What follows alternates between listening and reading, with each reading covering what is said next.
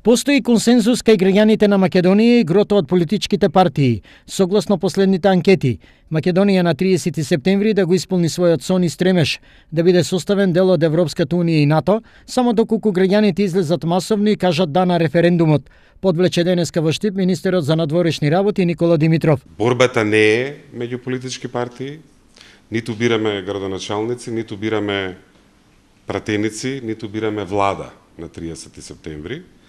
Борбата е за иднината на државата, за иднината на сите граѓани, за иднината на децата, на следната генерација, за да има повеќе работни места, за да бидат подобро платени, за да бидеме посредени. Членството во Европската асамблеја и НАТО алијансата многукратно ќе ја поправи анемичната економска слика на Македонија. Бројот на странските вложувања двократно ќе се зголеми, а безбедноста и мирот што го гарантира членството во НАТО е визит карта за нашата земја дека е поволен терен за влез на странскиот капитал. Впрочем, примерите во регионот од соседните земји е аргумент повеќе, посочи Димитров. Сите држави што ни се најблиски тука од регионот и поширокиот регион, Црна Гора последната, Бугарија, Хрватска, Романија, НАТО членството носи безбедност, предвидливост, а со тоа и странски инвестиции.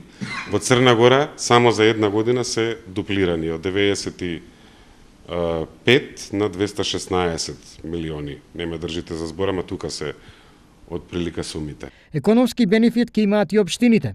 Тоа значи нови работни места, поголеми плати, економски препород, но и реализација на предвидените капитални проекти, напомна штипскиот градоначалник Благој Бочварски. Например, еден од крупните капитални проекти кои што Штип го планира во наредниот период, за кој што имаме готова проектна документација, е пречистителната станица на општина Штип, заедно со санација на колекторскиот систем и канализациониот систем, е инвестиција вредна од околу 22 милиони евра, инвестиција која што општина Штип сама нема да може да ја изинвестира, а и досега изинвестираните вакви објекти се со грантови од Европската унија.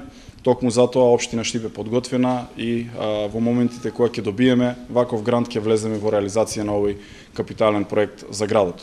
За реакциите на социјалните мрежи и председателот на државата Ѓорги Иванов дека во последно време како своевиден притисок да се гласа на 30 септември Македонија е посетена од видни имења од европскиот политички живот, Димитров на денешната работна средба со штипскиот градоначалник оцени: посетите на европолитичарите е израз на искреното пријателство на Европа и светот со Македонија и подршка на низиниот направен храбар чекор за конечна реализација на денешната желба да тргне заедно со останатите европски земји по патот на стабилниот европски политичко-економски живот.